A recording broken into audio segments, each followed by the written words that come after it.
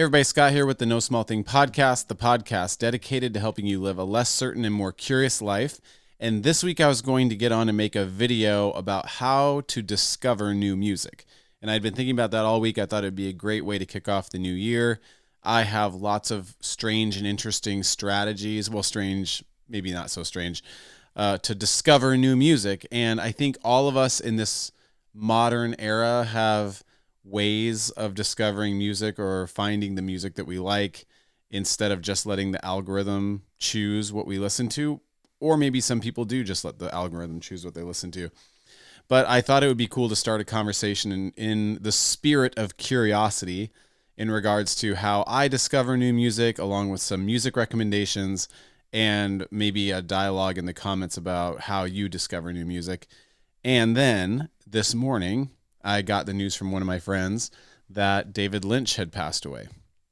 And this really impacted me today, as I'm sure it impacted a lot of you. If you clicked on a video like this, I'm sure you feel impacted by David Lynch's death. And so I wanted to get on and make a video about it and record it in real time and not wait, in order to sort of honor somebody that I love, value, respect, cherish, and have been so profoundly impacted by. And I didn't want it to be polished or terribly thought through. And I think maybe if I have the time and the capacity in the following week, I might make a tribute video of sorts. I feel like I want to share and sift through some of my favorite David Lynch moments, whether it be in interviews or movies or music even. I think sometimes we forget that David Lynch also made music. I was actually meeting with my therapist today, and I was telling him about one of the albums David Lynch made called Crazy Clown Music, I think. And if you're watching this and you don't know about that album, go give it a listen. It's really bizarre, wonderfully, beautifully bizarre if you like David Lynch, along with a very memorable music video he made from that era, where there's like some football players and cheerleaders and high schoolers and all these weird characters in a backyard, and David Lynch is singing in a really high-pitched voice like this. And it's Lynchian. So Crazy Clown Music, I think that's the name of the album. But yeah, it seems like it might be fun if I have the time to make a tribute video of sorts. But this is more of just a free-form reflection because, as I've said in past videos, which I've only made about 3, this is a tyranny of taste is dictating how I make these videos, which means making the type of video that I'd want to see. And I've already clicked on about 12 to 15 videos today. Whoever just got on YouTube first to make a video about David Lynch, I don't know who they are. I don't know what they do. I don't know what their channel's about. But if somebody was on a mic today or just on a screen reflecting about David Lynch, I wanted to watch it. So I thought if there's anybody out there who's looking to process with someone or wanting to hear someone reflect on their experience of David Lynch, this is going to be hopefully adding to that a little bit. A few weeks ago, I did a reflection video on my first encounters and my journey with Kendrick Lamar, and I thought that might be an interesting place to start. I grew up in the 90s. I'm 45, so I was born in 1978, but I was in my middle school adolescent years in the 90s. You know, I graduated from high school in 1998. And Twin Peaks started, I think, in the late 80s, early 90s. And in that sense, I knew what Twin Peaks was. And I wish I could say I was some really cool, hip, artsy high schooler, but I was into typical high school 90s stuff, nothing profoundly out of the ordinary. And so I knew what Twin Peaks was, but I didn't know who David Lynch was. I didn't really know too much about a sort of philosophy of art, or the art life, as David Lynch would call it. And Twin Peaks was seen as you were flipping through the channels casually. So I sort of knew the characters. I never watched something like The X-Files all the way through. I would experience The X-Files casually as it was on TV. I had friends that were fans of X-Files. In the 90s, I was watching Seinfeld and Cosby and other things like that. I do think something in terms of the surreal and the silly, something that really sort of gotten into the DNA of me and my spirit and what I prefer and like and find interesting, and my younger brothers too, is Ren and Stimpy. So if you know what Ren and Stimpy is, you're probably thinking, yes, oh my gosh, Ren and Stimpy, I totally forgot about that. It was a Nickelodeon television show. I don't know how it got approved or passed through any sort of corporate goons at Nickelodeon or anything like that, because it is so avant-garde and strange and weird and disturbing and funny and crazy and bizarre. And it's just a cartoon that theoretically was made for kids, but it's just weird. And I think Ren and Stimpy had a huge impact on my sense of humor, my artistic sensibilities, whatever that means. And I think it got into the bones of me and my brothers, because as time went on, we continued to find stuff that scratched that itch, so to speak, whatever Ren and Stimpy was doing to us when we were younger. And I think a through line from David Lynch to Ren and Stimpy, not that they had anything to do with each other in the modern day, is Tim and Eric Awesome Show. And maybe that's also sort of a now millennial Gen X type of thing, because they're not making shows or comedies anymore. But Tim and Eric Awesome Show was that sort of uncanny valley, disturbing, bizarre, weird, indescribable, dreamlike, weird humor that makes you laugh, but in a like cringy, like, what am I laughing at type of way. And all that to say, Twin Peaks was on. I knew what it was. I sort of had a familiarity with the characters, but I never watched it all the way through. I don't think I really had a true understanding of Laura Palmer or anything like that. And so that just washed over me as a kid of the 90s, essentially.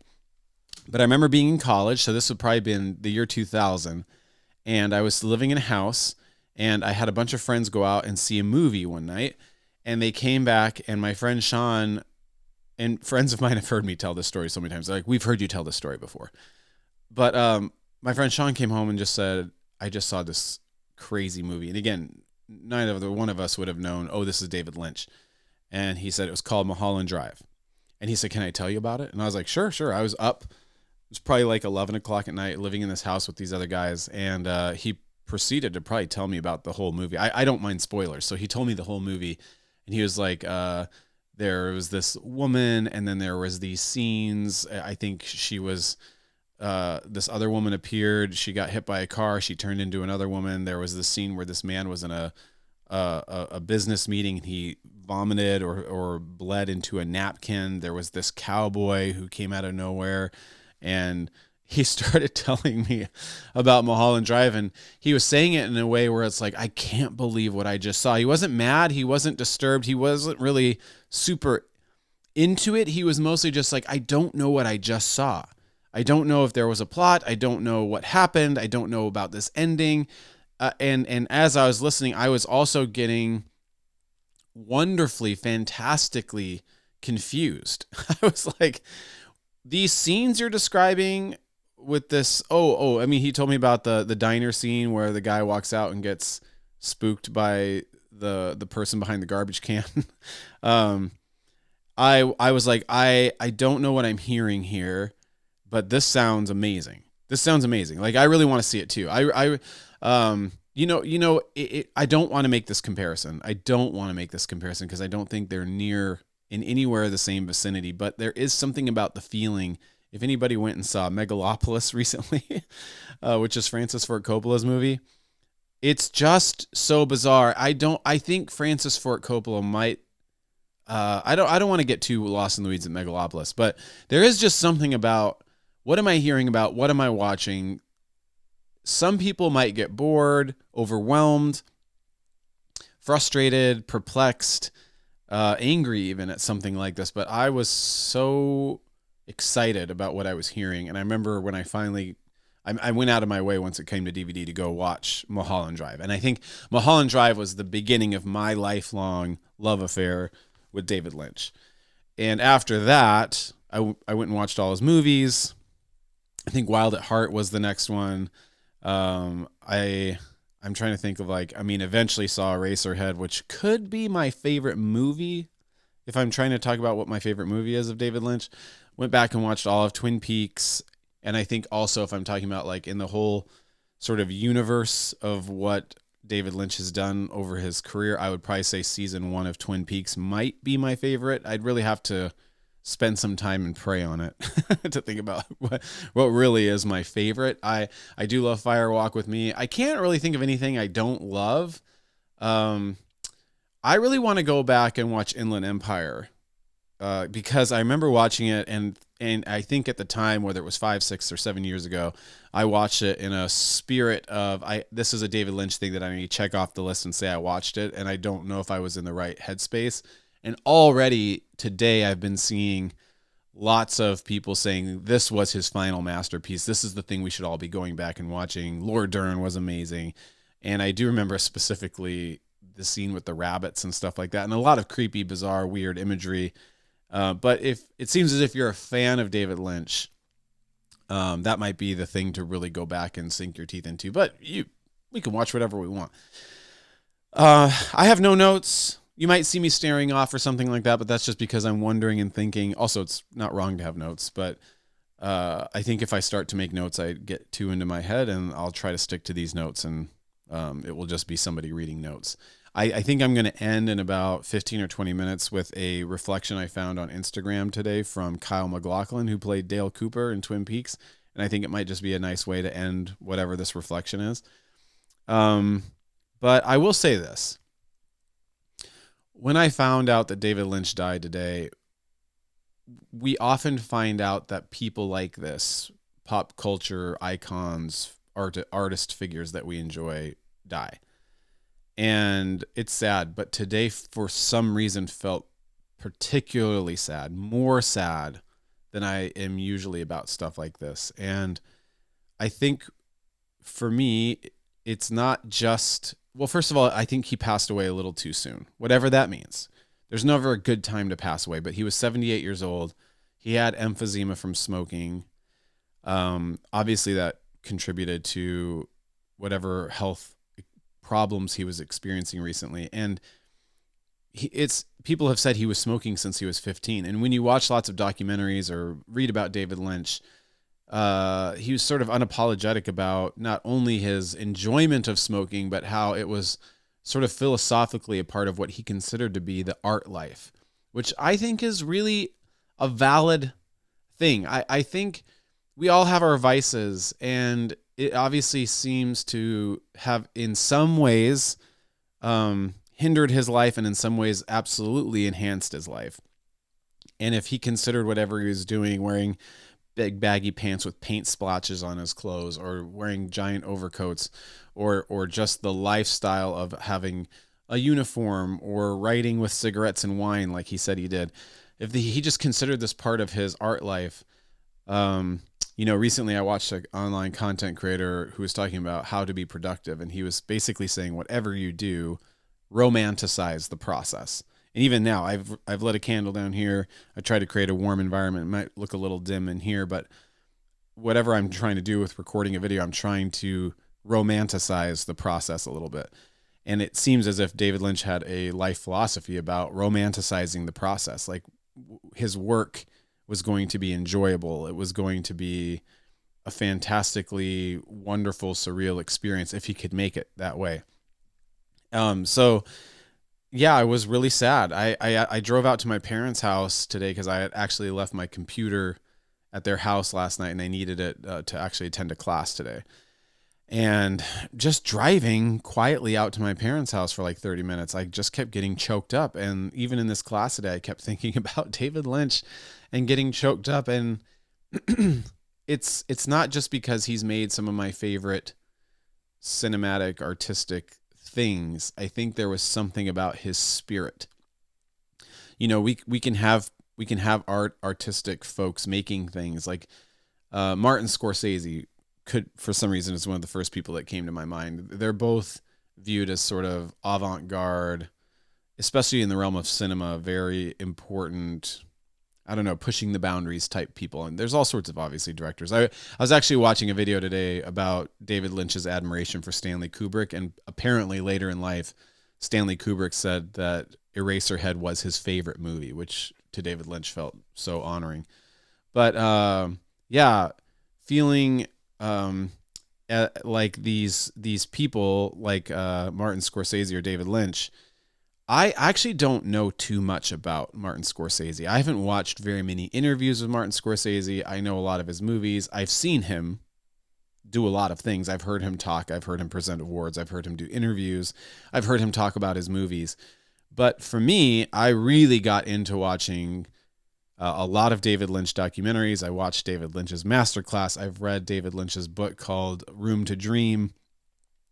And I got also equally as enamored with his spirit. When he would talk about his creativity or his philosophy about life or transcendental meditation or what he believed to be the best of humanity, it wasn't just his movies and art. And then hearing about his process and his philosophy about life and art enhanced my experience of watching his movies and films. And then watching his movies and films enhanced my experience of watching him be in interviews and talk about his process and his life and his philosophy and stuff like this. And if you know and love and watch David Lynch, he had so many quirky ways of talking. And one thing that I loved whenever I'd watch him is he'd be trying to talk about his creative process, and he'd be talking about the feeling of something, and eventually he'd start doing this. It's a feeling that you get, that you're paying attention, and all of a sudden the idea comes. And it's almost like a sort of magical, sort of wistful feeling. And he would do this. I loved that. I loved that he would usually, if not almost always, refuse to answer questions about what his stuff was about. So that, all day today, there's been memes and posts and tributes going on online, and something that became so sort of normalized or associated with David Lynch is somebody would say, you made this movie, you had this scene, you wrote this dialogue. Can you say a little bit more about what that's about? And then he would just go, no. And typically the crowd would laugh, and the person interviewing him would get a little uncomfortable. But he would refuse to answer questions or add commentary or clarification as to what his movies and art were about. And I think that's sort of a profound statement about art in general. And there is another one where he's sort of talking, getting so frustrated, and he says, people always want you to talk about the film after you make the film. And then he makes this kind of painful face that he usually does, and he says, the film is the talking. The film is the talking. So another person, a psychoanalyst that I love, is Adam Phillips, and he says something similar. He has this sort of strange relationship with book tours. I think Adam Phillips has written like 25 books, and he'll go and do these interviews to talk about the book. And they'll say, you said this in the book, can you elaborate? And he says things like, the book is the book. I can't say anything more than what the book says. And what I had to say was said in the book. So he's essentially saying, read the book. And then he's like, I'm more than willing to sit here and have a dialogue with you. But at the same time, I think he finds it challenging when someone is saying, can you elaborate? And he's like, if I needed to elaborate, I would have just written more book. He says that, he's like, there is no more book. The book is the book. Go read the book. And I think David Lynch is similar with his films or his music or whatever he's doing, whether it's his painting too. It's like the painting is the painting. The film is the film. And I think one of the reasons I was getting emotional and choked up today in terms of the overall impact that David Lynch has made on my life is I grew up Christian, and then I was a pastor for 20 years. And there is something very strange about Christianity. I don't know if I want to call it traditional Christianity or modern Christianity, but the Bible or whatever happened in terms of creating a narrative around the life of Jesus or whatever's going on in the Old Testament. I mean, I know these stories, but I'm trying to simplify it down to like, what is it? What is the Bible? What is the life of Jesus? What are these parables? These things that actually are so evocative, and then humans need to come and try to make sense of something that ultimately is almost nearly impossible to make sense of, and maybe not so much sense should be made out of it. I hope that makes a little bit of sense. But I think Jesus' parables were a way to thwart religious folks from trying to make too much sense of God. And this podcast, whatever's going on here with YouTube, I'm not entirely sure, but this is supposed to be about less certain, more curious. In terms of a goal or a direction or whatever is we're heading, or what we could offer listeners, or what I want to offer people with my life or my videos or podcasts, is a way to get tools or ways of getting more curious. And I think when we are always jumping to make sense of things so quickly, it is like a defense mechanism. And we have talked a lot in our podcast, and if you're interested in listening to our podcast, go look at No Small Thing on Spotify. I'm still not entirely sure what we're doing on YouTube here, but I want to start before I know what we're doing. A defense mechanism, the quickest definition I have for a defense mechanism is a lie we tell ourselves to avoid discomfort. And you can make a laundry list of defense mechanisms, whether it's splitting or disassociation or projection or sublimation, or there's lots of them. Those are the ones that are coming to me off the top of my head. Denial. Lies we tell ourselves to avoid discomfort. So, I mean, one thing that's happening right here in our world right now are these LA fires. And the lie is that there's a simple person to blame here. So we split. When something traumatic or hard happens, we go into black and white binary thinking, and we go, it has to be either the Democrats or the Republicans. It has to either be, climate change or mismanagement, one or the other. And ultimately, if I can put all my anxiety into one thing, that's going to alleviate a lot of anxiety and stress for me. And the way I understand it psychologically, and I'm currently in grad school to be a therapist, is that in some way is necessary. We do need some defenses so that we can get on with our lives and just move about in the world and have relationships. And then when we have the time and capacity, we could start to interrogate these defense mechanisms so that we might be able to see the bigger picture. Or one of the main goals of Gestalt therapy is simply just awareness, broadening your awareness, broadening the aperture, broadening the possibilities, seeing the nuances of a situation. And so defense mechanisms, this is a long roundabout thing to say something about David Lynch. When we encounter art, when we encounter scripture or spirituality or the Bible, these are things that really are inexplicable and confusing and mystical and sort of from the beyond. And in order for them to even stay purely what they're ever intended to be, they need to stay mysterious. They need to stay mysterious, or we're making a commodity or a product or something we can put in our pocket, and it's not even the thing anymore. The parable, I think, if Jesus were to talk about, and it's funny that I don't think David Lynch would be too interested in being associated with Jesus or the Bible, but this is just free-form thoughts from my mind. I'm sure Jesus would say the parable is the parable. Just like David Lynch says, the film is the film. There isn't anything more to say. Get immersed in my parable. Let it confuse you. Let it thwart you. Let it challenge your preconceived notions about what religion is or who God is. And I think, I think if we're talking about art and David Lynch, and I'm not even really approaching what I'm about to say as like an artist. I have aspirations. I think David Lynch may have at least put some sort of bug in my head about trying to live artistically, if that's even possible for me or for us normal people. But I think art, and this is going to sound really hoity-toity and hyperbolic in a way, but art is probably one of the most, if not the most profound way of being human. Even more important and higher than something like philosophy or math or physics. Those are also valid and good and important, but it seems as if philosophy is getting us to a certain place, whatever I'm doing with these gradients of thinking. And you can talk about great philosophers like Hegel or Schopenhauer or whoever and say, yes, very, very important, or Plato, Aristotle, blah, blah, blah.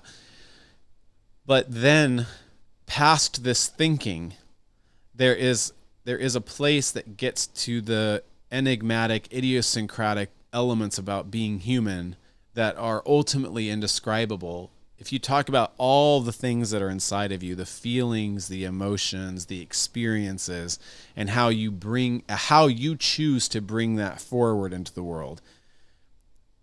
If it's a pure feeling, and then you have a visual of what that feeling is that is authentically true to that feeling, a lot of people are gonna be like, I don't get it. And I think to the common person, me, I am the common person. That's going to thwart any more attempts at being artistic. You're going to say, "Oh, I confused people. They didn't get it. They didn't like it. I didn't get any money for it. I didn't get any accolades. I confused people. I hurt people. I disturbed them." And not only was the art experience in terms of me sharing my art hard, but wow, that was vulnerable. I brought something inside of me that is already sort of murky and strange and weird that I can hardly make sense of, and I tried to bring that forward, and everybody criticized it. But if people can develop a sense of bringing these things forward, obviously that could be a very natural form of a type of therapy without having to go to talk therapy or do psychedelics, which are all great. I haven't done psychedelics. I've done talk therapy for 6 years. If it seems as if you can get into the habit or the mode of being a person that creates art, that could be one of the most profound ways of being human, because it's essentially creating only the thing that you can create. So that's a roundabout way of saying there's something so wonderfully healing about engaging with a person like David Lynch, who basically says, there isn't anything to get here. Stop obsessing.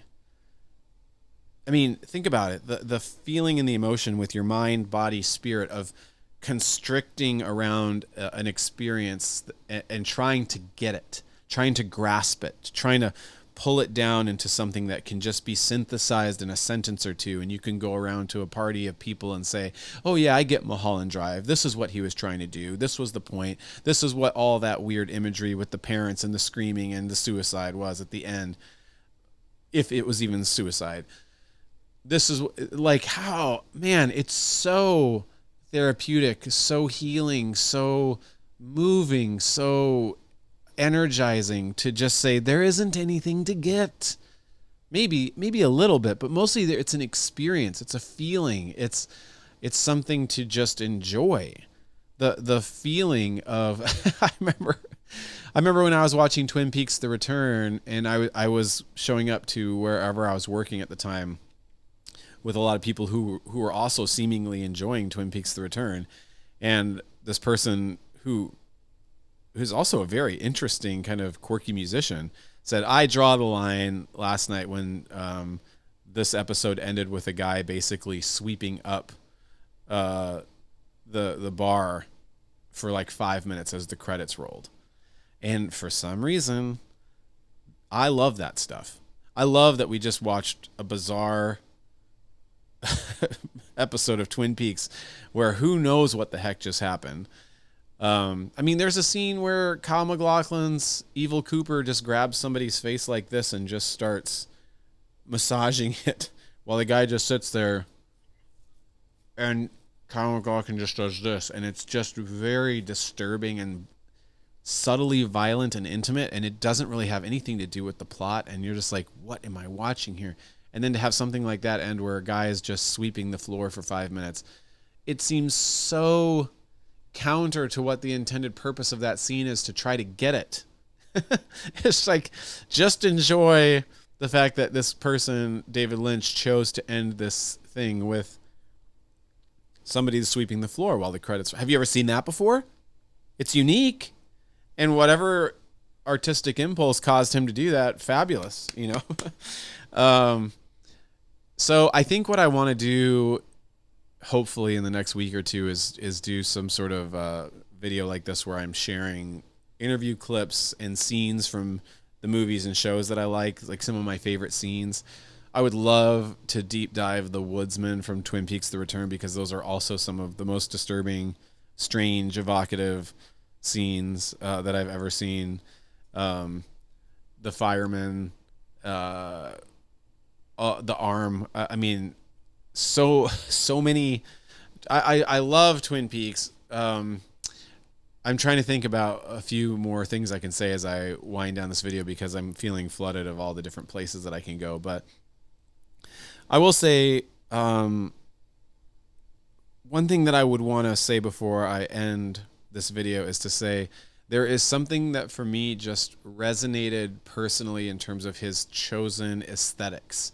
And I'm not entirely sure what words we could use to describe David Lynch's aesthetic sensibilities. I'm sure it has something to do with the time and place he was raised, the things he watched and enjoyed. But there's something about when you get into the flow or get into some sort of dialogue or familiarity with whatever David Lynch is trying to do, that becomes sort of comforting and warm. And I think one of the things he does, again, I'm just using everyday human language to describe these things. I'm sure there's all sorts of very sophisticated think pieces that talk about the origins of David Lynch's aesthetic. But he takes things that on face value seem trite or cheesy or kitschy or simple and ratchets it up to a 10. It's like he cranks up the volume on the kitsch. It's like if David Lynch came into a Hallmark movie, he would say, get more Hallmarky, get more cheesy, get more sappy, to the point where now we've cranked it up so far it's somehow looped back around itself and created something bizarre and uncanny and strange and even like romantic and moving somehow. I saw him talk about the impact that It's a Wonderful Life had on him. And if you guys are familiar with that movie, there's that scene where James Stewart sort of comes to have a fight with the, I've seen that movie like 20 times, but for some, Mary, is it Mary? The love interest. He comes in and he's gonna kind of, I think tell her off or something like that. But like she's on the phone with this other guy and he starts like caressing her cheek and he's getting all shaky and he's getting sort of angry, probably that he even feels this love for her. And he starts yelling at her and shaking her, but then he gets sad and sensitive and he's like going, Mary.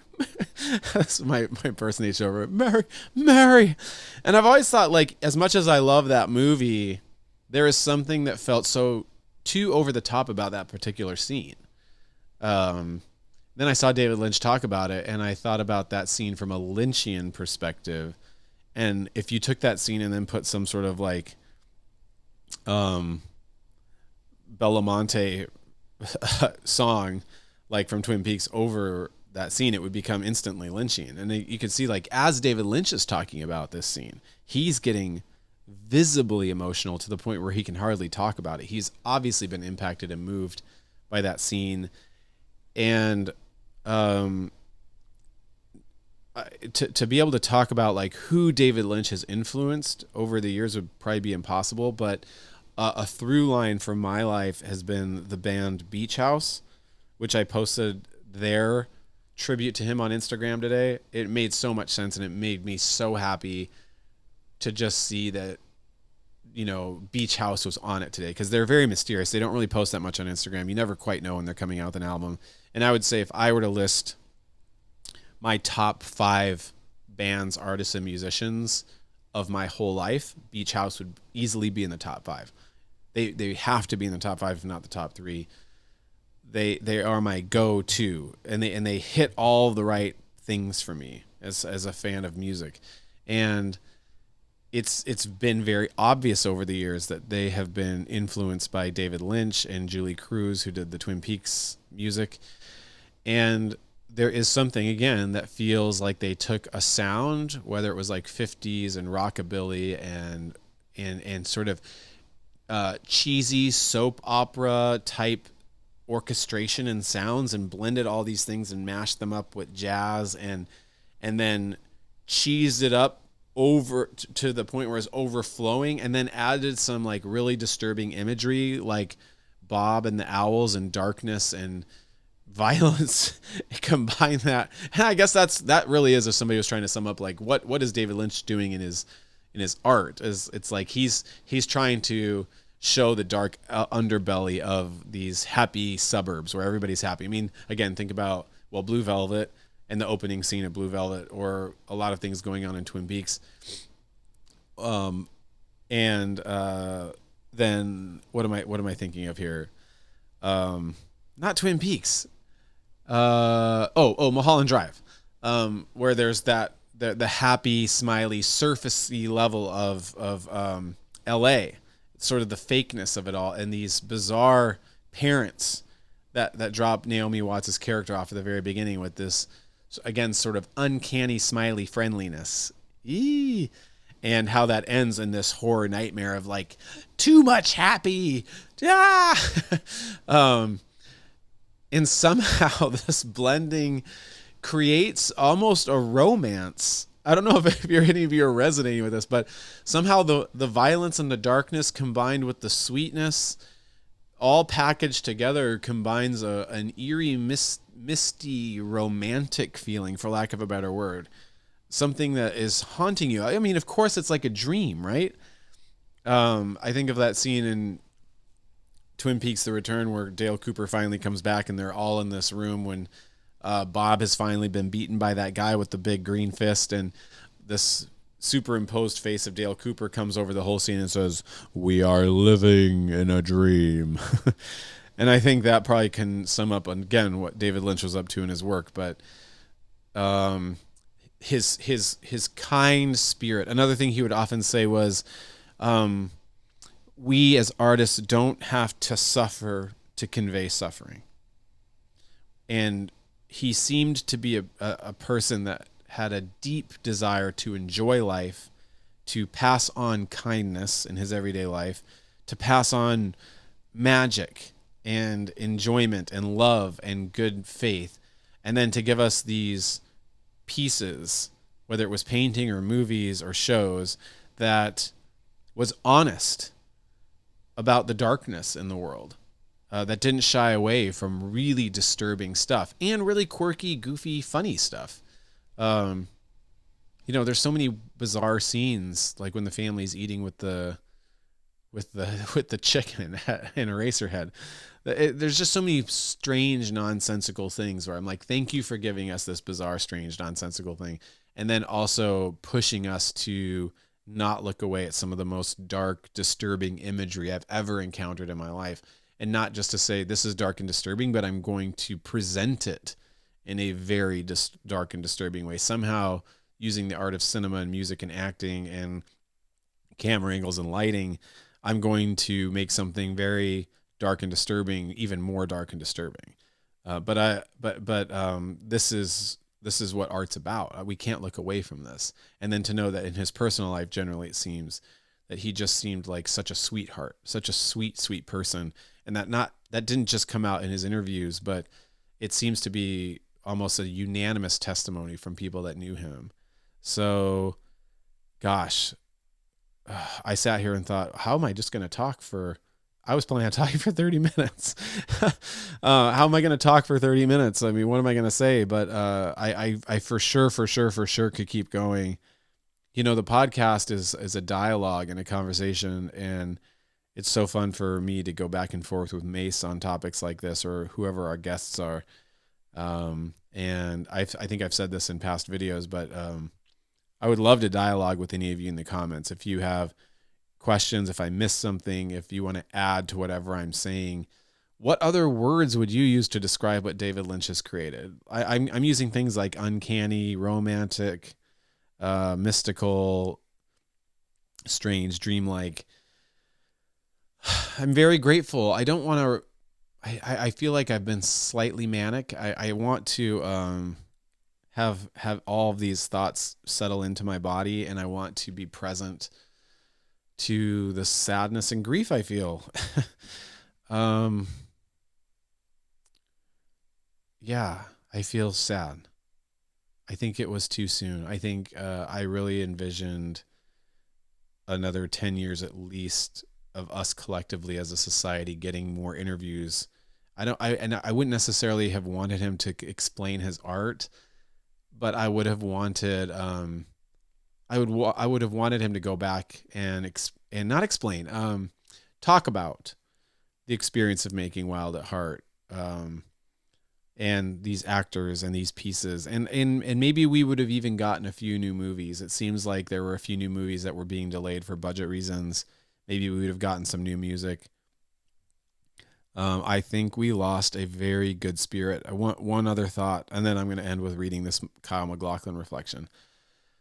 We're in a weird. I don't want to invalidate any of my thoughts by being hyperbolic. I don't want to say something that's bigger than it is, but it also seems that these days words could never capture how bad things are getting. I watch so many people try to describe how bad these LA fires were, and words like apocalyptic also just didn't seem to capture it. It seems like none of us can really fully comprehend the destruction that these fires have caused and the implications in terms of like climate change and what is actually happening to our world. Bleak doesn't describe it. For those that experienced and saw these things, words can't describe how bad it is. And when I think about like oligarchs and billionaires and people that are colluding to basically take over the world. I mean, I don't think I'm overstating things. And you look at Jeff Bezos and Mark Zuckerberg and Elon Musk and Donald Trump and all these other people, people who are interested with spending their human lives on amassing money and power, compared to somebody like David Lynch, who was interested in the art life. Gosh, I'm getting choked up. Like, this is a challenge to think about how we want to live. Do we want to live a life trying to not just attain money and possessions, but attain understanding and knowledge and optimization? Like, thinking that being a human is about mastery and about whittling everything down to a few bullet points, and taking the mystery of life and everything that's going on in the human spirit and turning it into a commodity. I'm sounding like cheesy here, or like over the top, or like, but I think there's a sadness that one of the good ones is gone. One of the people that really was living the art life. And we're talking about Hollywood. We're talking about everyday pop directors. I mean, we're talking about like James Gunn coming and directing Superman. We're talking about the marvelization of art. I don't know if we need another James Gunn superhero movie. Like, could there freaking be an art house type person that could finally come in and make something? Maybe we just can say goodbye to superhero movies, but we need people with unique vision. We need somebody that's saying something new, not somebody that's just trying to make a cash grab or something like that. And we need to see that this is a viable, good, wholesome way to live. So yeah, I'm sad. I am really sad. I love David Lynch so much. I'm probably going to watch his documentary called The Art Life tonight. I'll be very sad. It's sad that we sort of have to go back to our normal everyday lives with this sort of thing. But R.I.P. David Lynch. I love you. There's all sorts of like references we could make. I feel like doing a giant thumbs up for the sake of Twin Peaks and Dale Cooper. Eating a donut, having some pie, drinking some coffee, all those things. And I'm not entering my password correctly into my computer, but I'm going to, thanks for watching. If you made it this far, I'm trying to end by being present to my grief and sadness. Also, I'm just in a room by myself, but, yeah, man, it's really sad. So Kyle MacLachlan, Twin Peaks, Dune, Blue Velvet, lots of other things. These guys had a really amazing artistic partnership. And I just feel like this is some sort of tribute, obituary, reflection, something you might read at a, funeral or something. But it's one of the better reflections I read today, and seems like a good way to end the video. But yeah, again, thanks for watching. Please leave a comment. I would love to talk to anybody and everybody who's ever watching something like this. If you're a David Lynch fan, you're already probably a really cool person. And so, yeah, leave a comment. I'd love to talk more. And here's Kyle MacLachlan, and I'll call it a night. It says, and then if you can see, it's this picture of the two of them. So pretty cool. Here we go. Let's see. I hope I can still be by the microphone. 42 years ago, for reasons beyond my comprehension, David Lynch plucked me out of obscurity to star in his first and last big-budget movie. He clearly saw something in me that even I didn't recognize. I owe my entire career and life, really, to his vision. What I saw in him was an enigmatic and intuitive man with a creative ocean bursting forth inside of him. He was in touch with something the rest of us wish we could get to. Our friendship blossomed on Blue Velvet and then Twin Peaks, and I always found him to be the most authentically alive person that I'd ever met. David was in tune with the universe and his own imagination on a level that seemed to be the best version of human. He was not interested in answers because he understood that questions are the drive that make us who we are. They are our breath. While the world has lost a remarkable artist, I've lost a dear friend who imagined a future for me and allowed me to travel in worlds I could never have conceived of on my own. I can see him now, standing up to greet me in his backyard with a warm smile and a big hug and that Great Plains honk of a voice. We'd talk coffee, the joy of the unexpected, the beauty of the world, and we'd laugh. His love for me and mine for him came out of the cosmic fate of two people who saw the best things about themselves in each other. I will miss him more than the limits of my language can tell and that my heart can bear. My world is that much fuller because I knew him, and that much emptier now that he's gone. David, I remain forever changed, and forever your Kale. Thank you for everything. Thanks for watching, everybody.